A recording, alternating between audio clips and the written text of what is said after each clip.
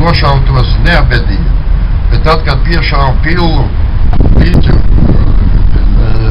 noliktavu, tad mehanizēti rokot dziļu bedri, veda ārā un visus sameta bedrē, un darbs turpinājās atkal no gala. Tas skats ir šausmīgs, ka kazaki ir saglabājuši visu tādā stāvoklī, kā tas ir bijis padomu laikā, ir izdevuši grāmatu, es atvedu viņu un mēs viņu izplatīsim un parādīsim.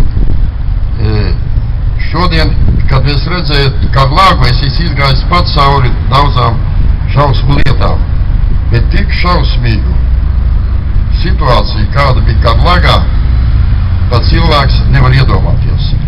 Jautājums tikai tagad viens, kurš bija lielāks fašists, brūnais fašisms vai sarkanais fašisms?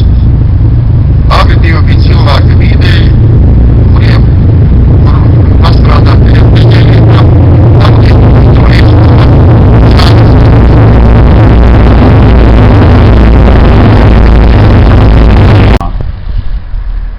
lai ne tikai tie bērni, kuri 41. gadā bija bērni un 49. gadā to zinātu, bet lai arī šie bērni un viņu bērni zinātu, kas tika Latvijā darīts un pie kā tas novedis.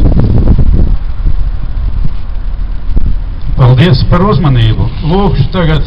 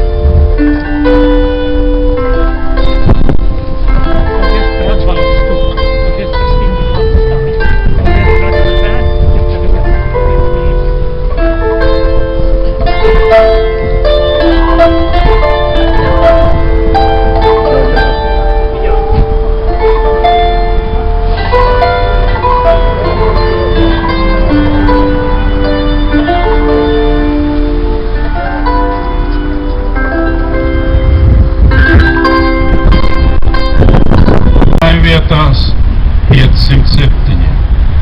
Kopā Rīgas bilants ir 1660, bet pa visu Latviju kopumā nošauti 700, miruši nometnēs 3441 un miruši nometnājumos 1940.